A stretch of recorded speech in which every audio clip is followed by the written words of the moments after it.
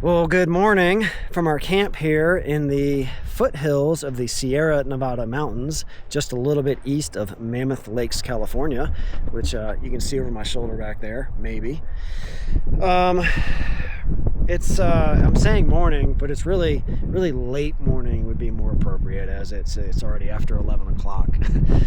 I have actually been up since about 5:30 this morning, focusing on work, just kind of getting all things caught up work-wise, since this week's been a little bit crazy for me with all the Rebelle prep and getting the girls here and seeing them off yesterday. And I got work stuff to do, so I got most of that done. Which means we can pretty much be thinking about departing camp, I think, just about any time we want. Now, with today being day one of the rally that Matt and I are loosely chasing, the live streams start today, and it's always kind of an enjoyable thing for us men folk, as we it's kind of the only opportunity we have to maybe hear and see some words from our wives, which we always enjoy.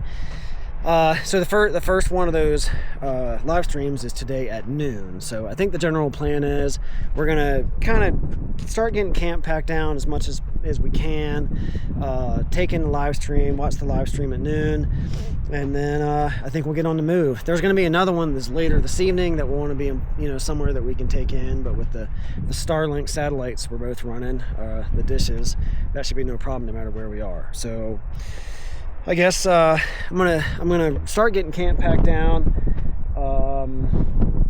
We'll watch the live stream, and then we're gonna roll out of camp and go see what kind of beautiful scenery and terrain and fun exploring we can get ourselves into. A little bit windy today, so I kind of hope that dies down some. I don't know that it will, but it'd be nice not to have crazy wind when we find camp, wherever that happens to be later tonight. Is that it? Is that everything? Well, we also do need to go to town at some point, because Matt has a package there waiting for him, so we'll probably pop into Mammoth Lakes at some point as well. So I think that's it. I think that gets you up to speed with what's going on, and so let's do all the things.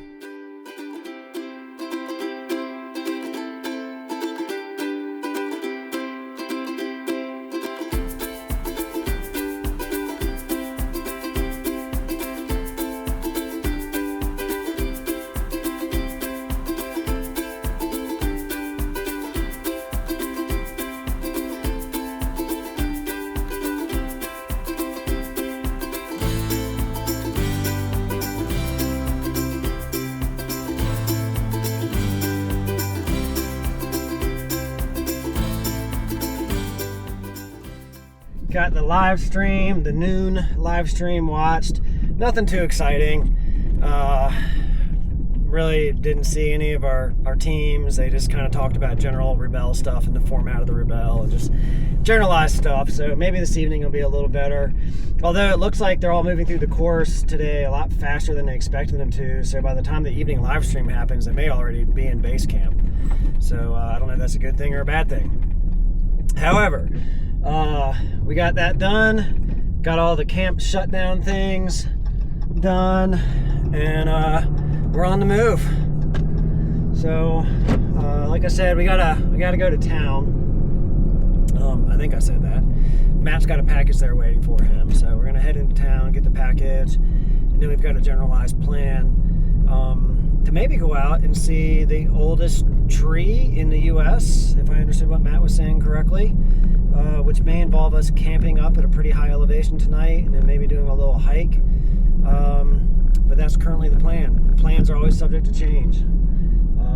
So we'll see. We'll see what unfolds. For now, we got to get to town and get Matt's package. And I'm going to throw some trash away, and maybe I'll top off on the fuel. I don't really need it, but I'd hate to pass up a gas station. Although we are in California, and it's pretty expensive here. But anyways, I'll make that call when I get there.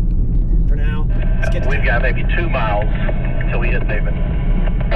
Copy that. 2 miles to pavement.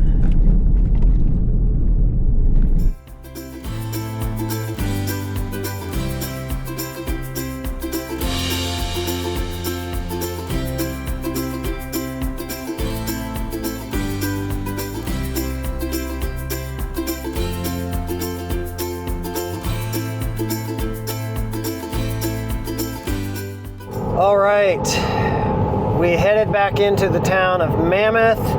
Matt was able to get his package, and we dipped back out here on 395, and we are currently headed south down towards Bishop. Not going quite all the way to Bishop, but a little before it. I think we're going to turn off and start making our way up into the mountains, into some higher elevation. I'll tell you what, the wind is whipping today. It's a handful with these rigs, kind of as high profile as they are. As a matter of fact, when we were taking the exit to come down and get on 395, they had a warning sign up that they said high profile vehicles are not recommended on 395 today because of the wind. And I can understand that. I think we'll be fine. I mean, just got to drive at the right speed for the situation, but I can understand a 18-wheeler or something with an empty trailer might be having a lot of struggle today. And what's going to be a little bit interesting is we climb up this mountain, this trail that Matt has in mind for us. Sounds like at one point there's going to be like 16 switchbacks or something. We're going to be going up the side of the mountain, and I'm wondering as we climb an elevation how much windier is it going to get. Or I guess it depends on which side of the ridge we're on. Maybe it'll be not that windy at all. I don't know. I guess we'll have to wait and wait till we get there, see what happens. I will tell you, the last time I was out this way, was that out this way? I think I was out this way, much further south. And I tried to take this rig way up into the mountains. I was having troubles with my transmission kind of overheating just because it was so steep and long, and that was even using 4-low. So that's something I'm definitely going to want to keep an eye on if we're going to get into a similar situation today. And I'll be curious to see if Matt's does any better. I don't know how the Fords are compared. He's got, a 10-speed in that thing, I think, versus the 6-speed they put in this. Is it the R68E? So, anyways, we got, 25 miles down 395, so let's get down the road and enjoy the views.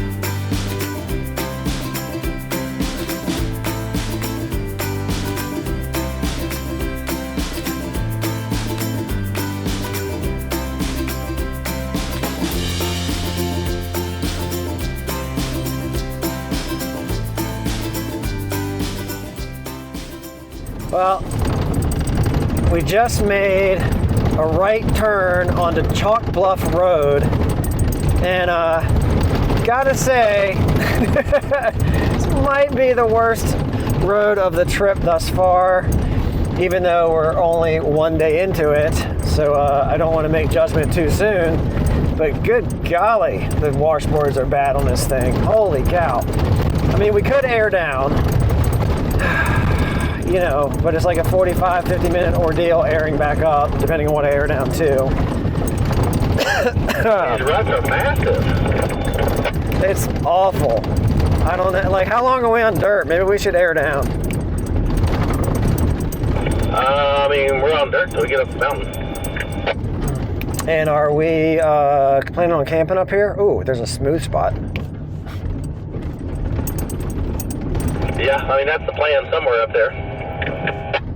All right, well, it seems to have smoothed out a little bit here at the moment now, so maybe we'll see. If it gets bad again, maybe we'll go ahead and air down. No, it's bad again. Yep, there it is. Bad again.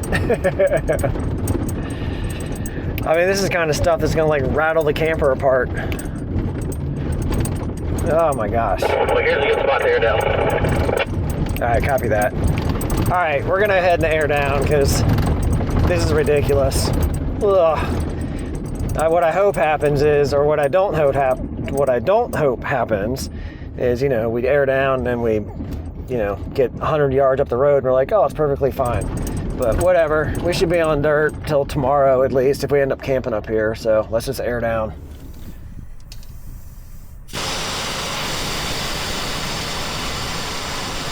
All aired down. and I was aiming for 40. I got a little carried away on one of those tires, one of my rear tires, and went down to about 35. So I got one that's a little out of whack from what I intended to do. So it'll take me a little bit longer to air that one up. I mean, I at times have aired these things down as, low as 20 PSI, believe it or not. I get quite a bit of squish at that, as heavy as this truck is. But let's get back out here on the washboards and see how we're looking. Much better. I mean, it's still a pretty washboardy road. It's still not great. Yeah, I was just saying the same thing. It's better, significantly better, but it's still a pretty daggone washboarded road. I don't know what you would, I probably would need to go down to about 12 PSI to smooth this out to something that's doesn't seem quite as jiggly, but hey, it's still way better than it was. So as long as you don't encounter too much off-camber stuff, should be good to go. As I was saying when we were out yesterday, I just don't like being that aired down when it gets real off-cambery, because it adds a few degrees of extra tilt, and sometimes that can be all the difference. And this feels okay, and this doesn't feel okay.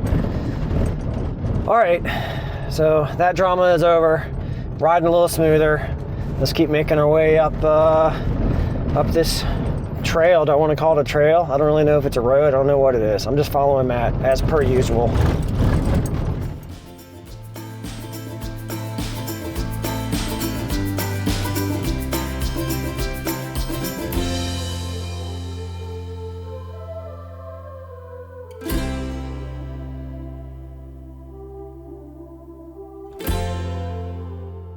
So the chalk line road that was the crazy washboard road we were driving eventually ended, and we actually got on pavement for a little while, and then we were cruising around pavement, and then we turned back onto dirt.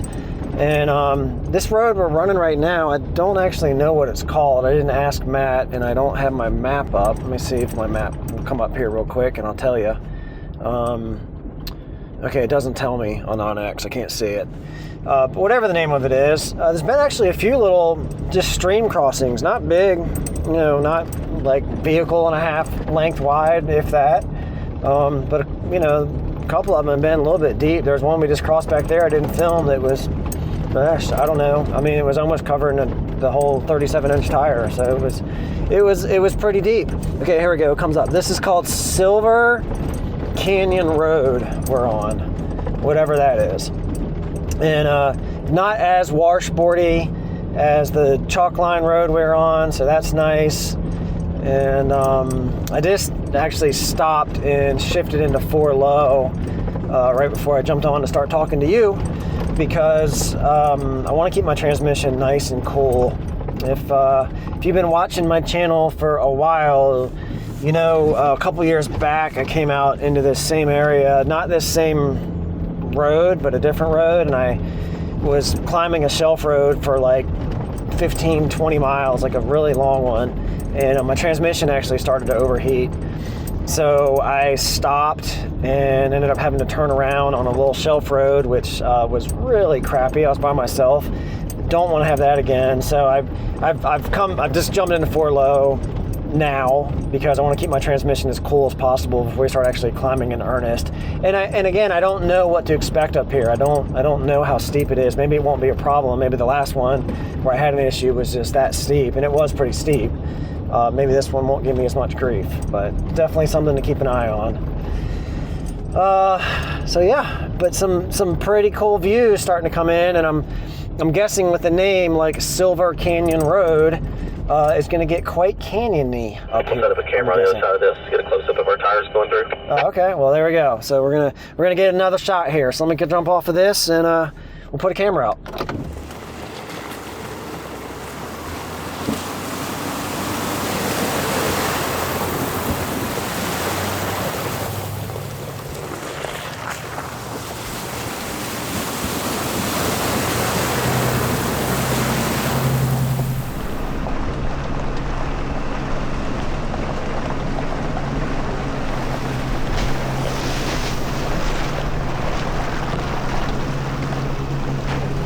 think we have reached the part of the trail. Am I still calling it a trail? Road?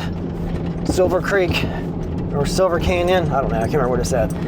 Anyways, but where the shelf roads are coming in. So we just saw a guy in a F-250 coming down. He did not have a camper. He was just in an F-250. And he said on a couple of the corners, he actually had to back up to make the turn. So that's always a little concerning to hear when you're driving something as heavy as these are. And I can tell you from right here, that road's looking pretty dang steep. Now we'll see how it looks once you get up here and turn the corner. But yay, shelf roads in the camper. Not my favorite activity, in case you didn't figure that out. So we'll have to see. I don't know. Suspect number 1, not bad. Yeah, this one's an easy one. I guess the good news for me is Matt's in front of me and he's got a much longer wheelbase. What's gonna suck is if we end up having to turn around for any reason. I also am keeping a close eye on my temperature gauge, but we are definitely now on the shelf road in earnest. And I think Matt said it has something like 16 switchbacks. It doesn't look like that from here, but maybe I can't see them all. I can only see a handful right here. But there you go. Making our way up the shelf roads in the camper. There was a sign at the bottom. We have mountain goats in the road. Well, that's not surprising for up here. Oh yeah, there's definitely mountain goats up there. Look at that. There was a sign right before we got to this section from is it the Forest Service owns this land? I'm not sure which land agency it is, but they had a sign down there that said four-wheel drive only and rated this extreme. Now, Onyx has this as a green. And I would say kind of currently as, you know, it's not a difficult road, it's rocky. And there are major consequences if you were to drive off the edge here. So I would definitely try to avoid doing that. Let me get out here. I don't want to get too close to that rock. Make sure I got enough room over here. Yep. All right, we're looking good. So, all right. Keep mountain goating our way up this thing. I don't know where those mountain goats went. I wasn't looking when they ran away.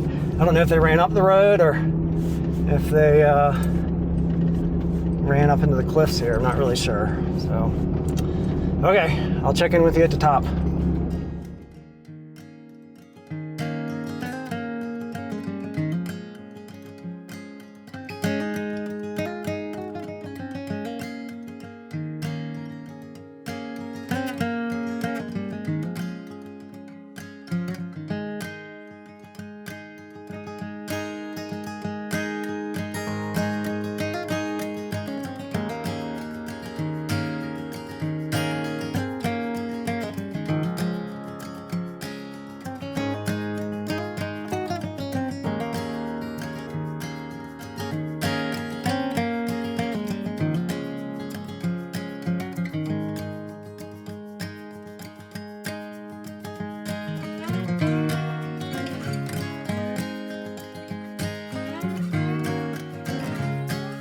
I did not count the number of switchbacks coming up, but I would absolutely believe it if you told me there were 16 or more of them. There's quite a few of them. And something that was kind of interesting between Matt and I's rigs, you know, his is obviously a four-door, it's a little bit longer wheelbase. And there was a couple where he was having to do, you know, a three-point turn, and I was just able to clear the corner. There was a corner or two where I needed to... Is it common to have trees above 10,000 feet? Like, I thought the tree line was typically lower than this. Aren't these the bristlecone pines that kind of thrive up here? That's why they're so rare? Oh, yes, that is correct, because the oldest tree, Methuselah, up here, is a bristlecone pine. You are correct. Well, there you go. Look at that. I got some fact right for the first time in one of my videos. Yeah, I don't think I've ever heard of a bristlecone pine until I read about it, I guess, yesterday. Yeah, they have them up at Great Basin National Park, which is where I first learned about them as well. These aspens up here are pretty short and stubby. Oh yeah, look at that, they are.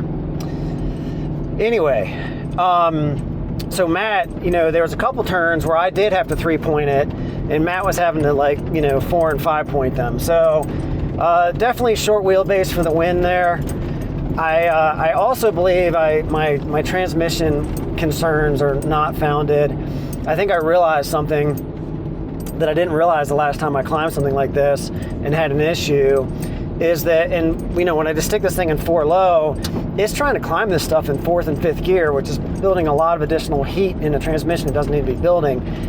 I had been creeping up to about 230, even like 232, 233 at one point, which is still okay, still in a safe range, but the way it was going up, I was like, So then I manually locked it in 2nd gear, and it seems to like that very much going up this whole thing. I'm currently sitting at 203, perfectly fine temperature in this. So there you go. Maybe I sorted out what I need to do in the future on a transmission on this.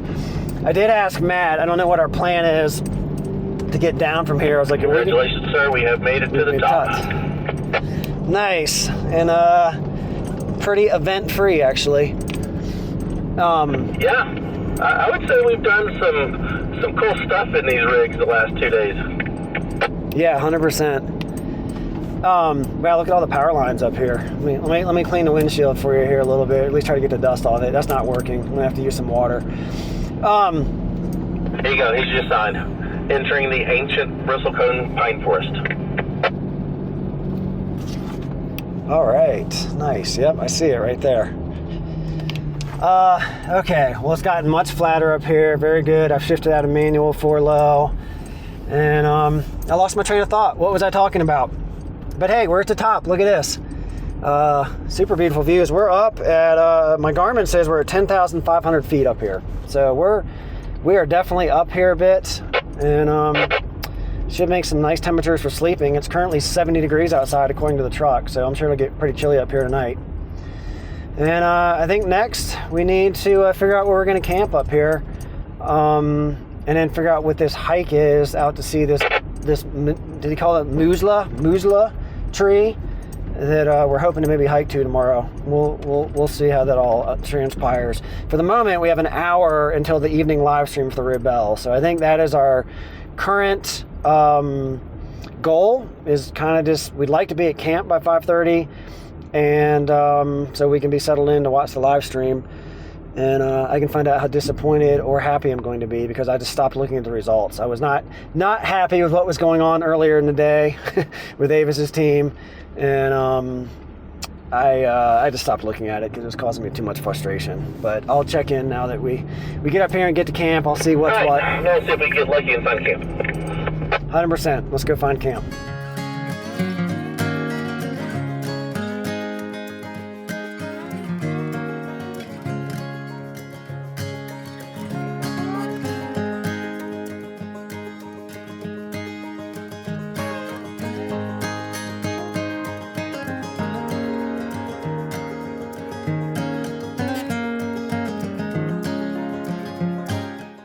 The dirt road that we were driving on actually just turned into pavement. So that was unexpected, at least by me. It's a little bit of almost like a paved shelf road up here. And a couple roads that were supposed to be turns off of this that were on the map when we got to them, they're gated. So we are currently trying to figure out what we are going to do about camp. And so yeah, but man, the views don't suck. Check this out.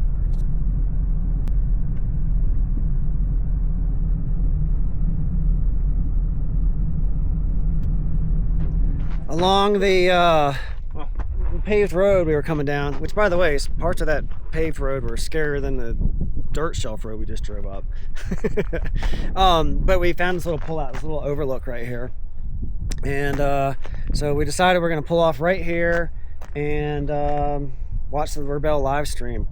I'm I'm gonna try to do a good job of hiding my disappointment. No, I'm not at all. I just looked at the results.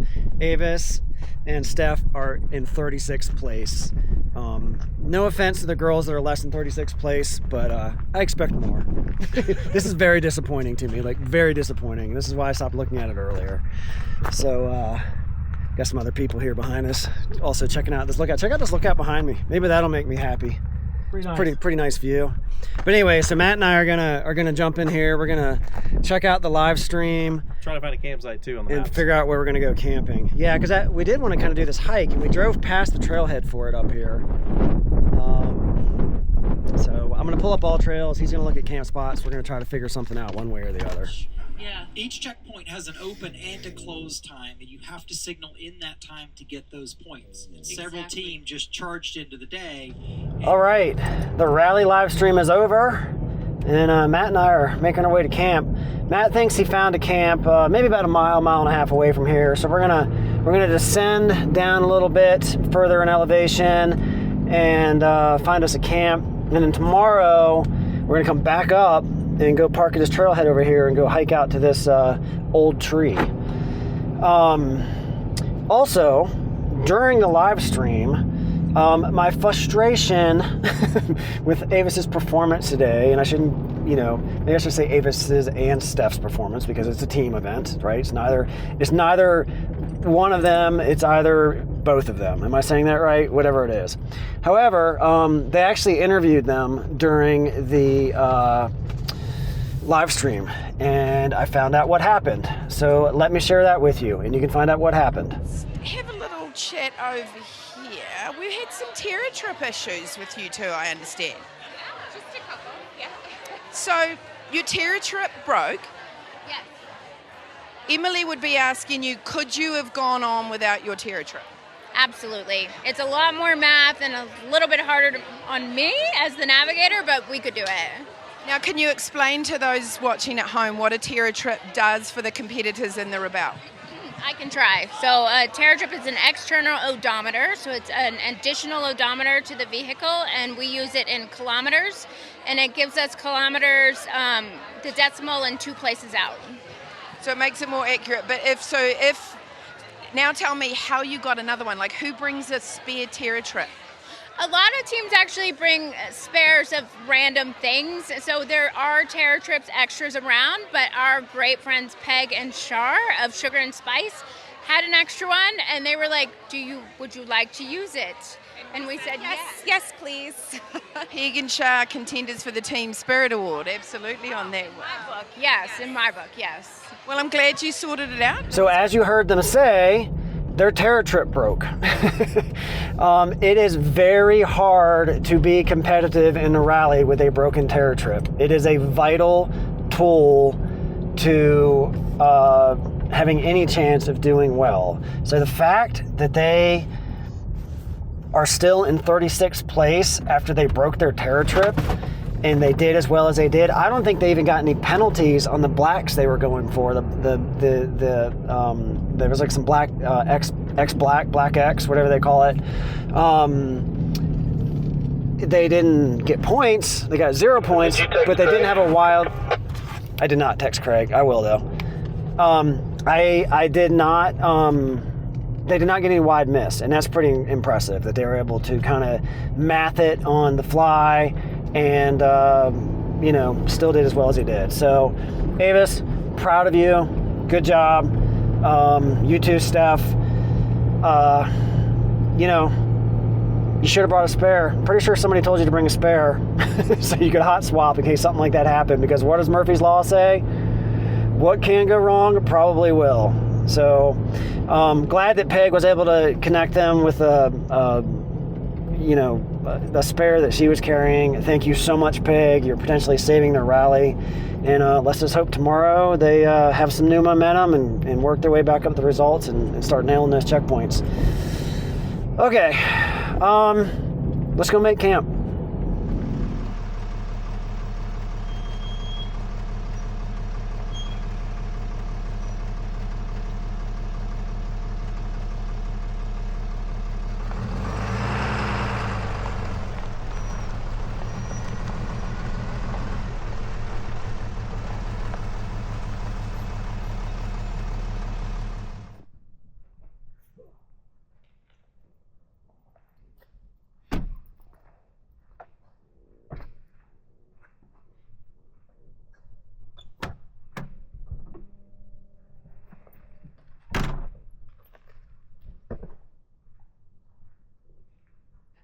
we found ourselves a camp right off the road. The road is literally 150 yards that way, if that, maybe 200. It's getting pretty dark. I know the camera is probably not doing it justice because I have it running in pure video mode on this Ace Pro 2 camera, and it makes things look a lot brighter than they actually are. But sunset's almost on us. It's what time is it? It's actually it's past sunset, so this is last light we're getting right here. Anyways, so easy camp right here. This is perfect, right? I even got level without having to use rocks. Matt unfortunately did have to use a rock, but that's easy enough to do. And got the camper popped, so I think I'm all set. I want to cook. I think I'm going to cook some beef tonight is what I'm thinking. I hate cooking because it's dishes and it's all that kind of stuff, but I bought some beef. I should cook it up and eat it, and I could probably use the extra protein, so let's go cook.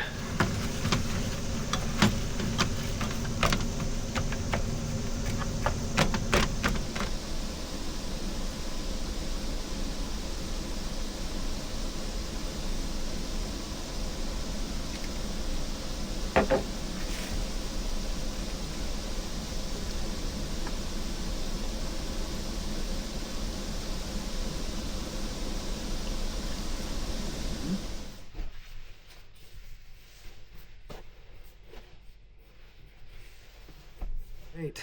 I think that's it. All the nighttime stuff is done. Got myself fed. What else I do? I did the dishes, brushed my teeth. I don't know. I think that's all I did, but that was enough. So I'm ready for bed. Tomorrow doesn't have to start quite so early because I'm not working tomorrow. But Matt and I are still getting up fairly early-ish. We have a few things to do before we leave camp. There's a video Matt wants me to help him shoot. And then we're going to go on this hike, and then we're going to also got a pretty cool camp plan for tomorrow night, most likely, that I've been to a couple times, but it never disappoints. I'm looking forward to going there again. So I think that's it. I think this is winding down the night. Thank you for following along, hanging out with me today. Hope you had fun, and we'll pick this story up in the morning.